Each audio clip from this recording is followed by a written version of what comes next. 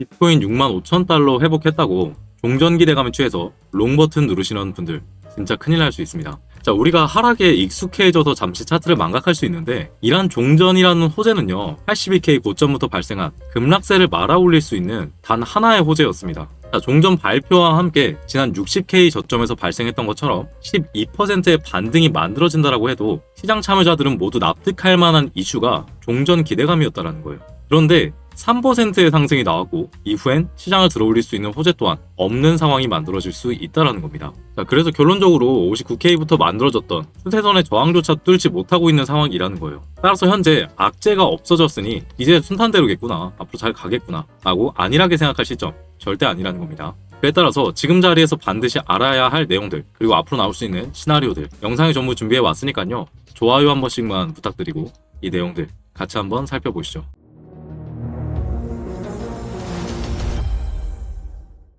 안녕하십니까, 여러분들의 투자 멘토 정우지입니다.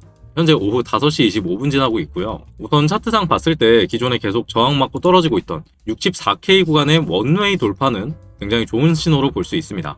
다만 59K부터 만들어진 빗각의 저항 구간과 658, 675 구간의 매도 오더 블럭에서 저항을 맞고 다시 빠지는 모습을 체크해 볼 수 있습니다. 여전히 유동성이 달라붙고 있지 못한 모습인데 그 이유는 아무래도 6월 18일에 예정된 FOMC 때문이겠죠. 여전히 금리 동결 가능성에 대해서 96.6%로 시장은 기대하고 있는 상황입니다. 자, 케빈 허쉬가 취임되고 나서 첫 FOMC만큼 주목을 받고 있는 상황이고, 이대로 동결로 마무리 짓는다라고 해도 어떤 식으로 말을 하는가, 그리고 물가 상승 위험에 대해서 얼마나 공격적으로 이야기를 해 나갈 수 있는가, 이 부분이 핵심 관전 포인트가 되겠고, 차트상에서 가장 중요한 부분은 66K 구간입니다. 여기에 돌파 여부라고 보시면 되는데, 이 구간 같은 경우에 제가 지난 영상에서 잡아드렸던 오더블럭의 중단선 그리고 빗각 저항 라인을 돌파하게 되는 가격대입니다. 자, 이 오더블럭을 잡는 기준을 보여드리면 기존 하락세가 이어지던 와중 잠깐의 반등세마저 장악하면서 매도세로 누르는 무빙이 나왔을 때 전 양봉 캔들만큼을 실제 매도세로 눌렀던 구간이다. 즉 매도 오더블럭이라고 하고, 이 구간은 이후에 저항 라인으로 작용하게 된다라는 그런 개념인데, 저는 이런 자리들을 이용해서 지금 수익 구간을 만들어내기 좋은 자리라고 생각을 합니다. 자, 이런 차트의 패턴을 비슷하게 비트코인 차트에서 찾아보면요, 자, 1월 30일에 만들어졌던 흐름을 볼 수 있습니다.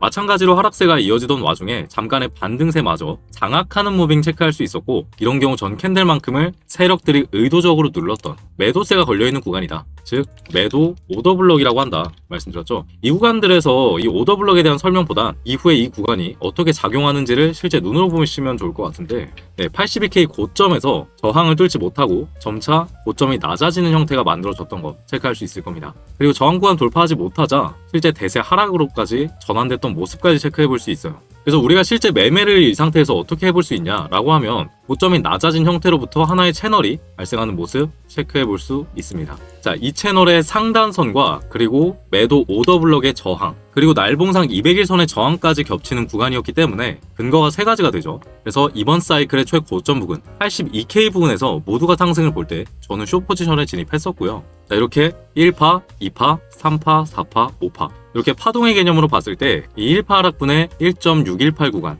68.9K에서 절반 익절하고 나머지는 현재 보유 중에 있습니다.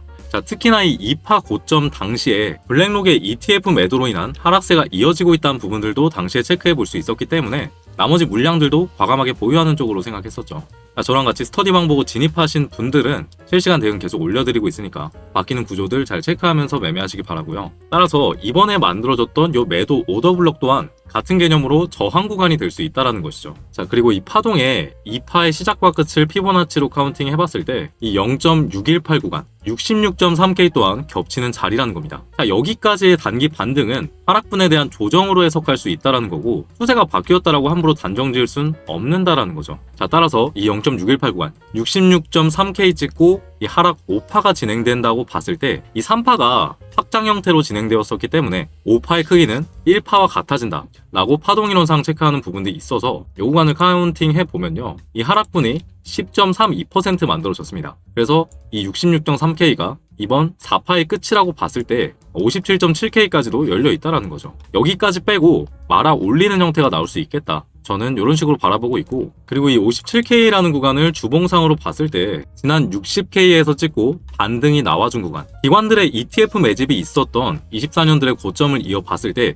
빗각의 저항 구간이기도 합니다. 여기까지 찍어주고 반등 나오는 게 이상적인 그림이라고 판단을 하고 있고, 이 시나리오대로 진행된다라고 봤을 때 어떤 차트의 패턴이 나오게 되냐면 2025년 11월부터 지겹도록 지속 중인 베어 플래그 패턴의 재출현 가능성 또한 있는 상황이라는 겁니다. 그래서 저는 이 시나리오에 조금 더 비중을 두고 있고, 아직 하락분이 조금 더 남아있을 수 있다 라고 생각해서 현재 숏포지션 나머지 물량 계속 가지고 있는 거고요. 마찬가지로 단기 매매의 관점으로 봤을 때 이 저항 구간들을 이용해서 오름숏을 봐도 되겠다 라고 현재는 판단하고 있는 상황입니다. 자, 이렇게 실제 타점들 닿았을 때 여러분들이 매매하면서 확인하셔야 되는 상황들은요, 여기 스터디룸에서 지속적으로 업로드 해드리고 있으니까 올라오는 것들 반드시 체크하면서 매매하시기 바랍니다. 여기 방 입장 방법 같은 경우에 아래 고정 댓글 링크 눌러서 입장해 주시면 되는데요. 실제 링크 누르시면 체크 항목들이 여러 가지 보이실 텐데, 여기 실시간 관점 스터디 무료 입장 클릭하시고 연락받을 수 있는 번호만 남기시고 바로 제출 버튼 누르시면 초대해 드리도록 하겠습니다. 자, 이거는 컴퓨터로 볼 때 화면이고, 휴대폰으로 보시는 분들은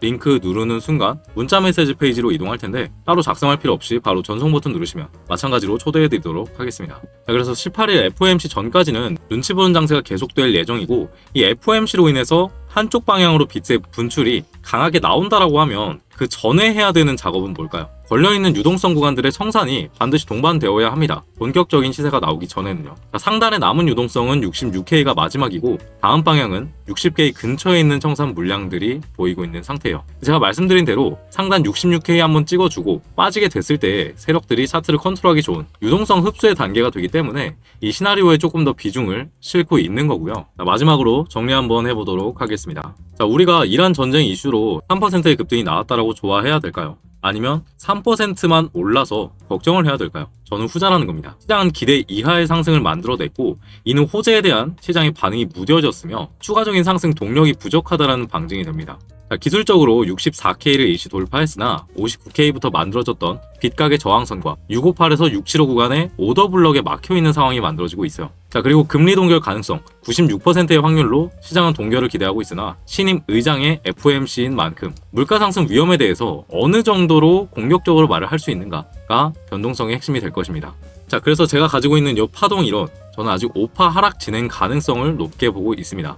57K 부근까지요. 그래서 시장이 66K에서 반등에 실패할 경우에 2025년 11월부터 벌써 두 번의 차트의 패턴이 발생을 했던 이런 베어 플래그 차트의 형태가 만들어지는 것 반드시 주의해야 된다는 겁니다. 결론적으로 봤을 때 FOMC 전후로 상단 66K의 유동성과 60K의 청산 물량을 흡수하러 가는 흐름을 저는 예상을 하고 있고, 섣부른 추격 매수보다는요 66K 부근에서 저항 확인을 우선시하며 실시간 대응을 통해서 추세 전환 여부를 신중하게 판단해야 되는 시점이다, 저는 바라보고 있습니다. 자, 그에 따라서 발생하는 이슈들, 타점뿐만 아니라 이슈들도 즉각 업로드 해드리고 있으니까요, 영상이랑 그리고 스터디룸 계속 체크하면서 리스크를 피할 땐 피하고 기회를 잡아야 할 타이밍에는 잡아보자라는 거죠. 자, 오늘 분석이 여러분들 계좌를 지키는데 도움이 되셨다면 댓글로 파이팅 한 글자씩만 남겨주시면 정말 감사하겠습니다. 여러분들의 투자 멘토 정우진이었습니다.